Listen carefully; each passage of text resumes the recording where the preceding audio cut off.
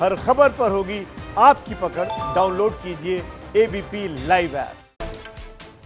बात बिहार चुनाव की और बिहार चुनाव से जुड़ी बड़ी खबर आपको दे दें। डीजीपी पद छोड़ने वाले गुप्तेश्वर पांडे का सियासी भविष्य आधार में लटक गया है। जी हां, सही सुना आपने। गुप्तेश्वर पांडे इस्तीफा देकर जिस जेडीयू में शामिल हुए थे, उस जेडीयू ने विधानसभा का उम्मीदवार उन्हें नहीं बनाया है। जेडीयू ने सभी उम्मीदवारों की लिस्ट आज जारी की, लेकिन पांडे जी का तो नाम ही नहीं है। असल में गुप्तेश्वर पांडे जिस बक्सर सीट से लड़ना चाह रहे थे, वो सीट बीजेपी के खाते में है। बीजेपी ने उस सीट पर पेंच फंसा दिया है।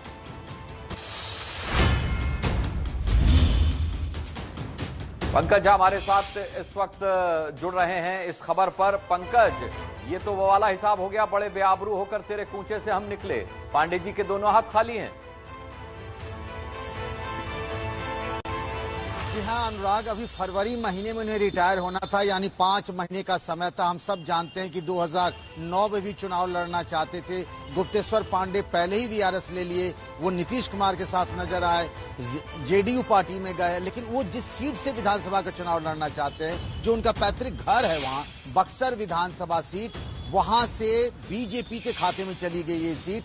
जेडीयू ने सभी 115 उम्मीदवारों का ऐलान कर दिया है। अब बीजेपी को तय करना है कि क्या पांडे जी को वो बक्सर विधानसभा सीट से चुनाव लड़ाएगी, लेकिन बीजेपी की तरफ से अभी तक कोई हरी झंडी नहीं मिली है अनुराग, इसीलिए सस्पेंस बढ़ता जा रहा है पांडे जी की उम्मीदवारी को लेकर। देखिए पंकज, अब आप कह रहे हैं गेंद जो है वो बीजेपी के पाले में है, लेकिन बीजेपी तो परशुराम चतुर्वेदी को टिकट देने का मन बना चुकी है। सूत्रों के हवाले से जिस तरीके की खबर आ रही है, तो फिर पांडे जी का भविष्य क्या होगा?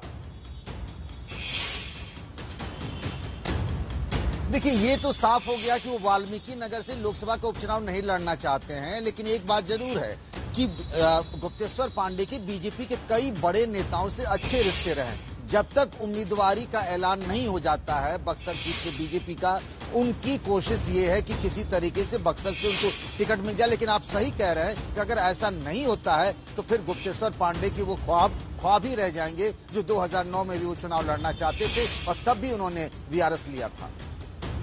चलिए, ये हम सूत्रों के हवाले से बता रहे थे। ये घोषित हो चुका है, बक्सर सीट पर बीजेपी की तरफ से परशुराम को उम्मीदवार बनाया गया है।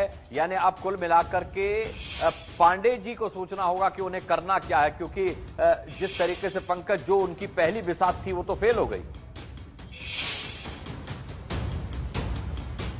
जी हाँ बिल्कुल, अगर बीजेपी ने वहां से अपने उम्मीदवार के नाम का ऐलान कर दिया है तो पांडे जी के लिए बड़ी मुश्किल हो गई है, क्योंकि वो बक्सर से लड़ना चाह रहे थे, बक्सर चले भी गए थे, वहां जेडीयू के नेताओं के साथ बैठकें भी की थी, आज भी उनके समर्थक वहां बैठक कर रहे हैं। तो बड़ी विचित्र स्थिति खड़ी हो गई है गुप्तेश्वर पांडे के सामने। गुप्तेश्वर पांडे के सामने बड़ी विचित्र स्थिति खड़ी हो गई है और ऐसे में गुप्तेश्वर पांडे का ही अब रिएक्शन का इंतजार है कि वो क्या कहते हैं, क्योंकि जब उन्होंने डीजीपी पद से इस्तीफा दिया था, वीआरएस लिया था, तब उन्होंने साफ तौर पर अपने पत्ते नहीं खोले थे। जाहिर सी बात है कि बाकायदा वो डील कर रहे होंगे, लेकिन उनकी ये डील भी फेल हो गई। अब ये बात साफ हो चुकी है। बहुत बहुत धन्यवाद पंकज इस तमाम बातचीत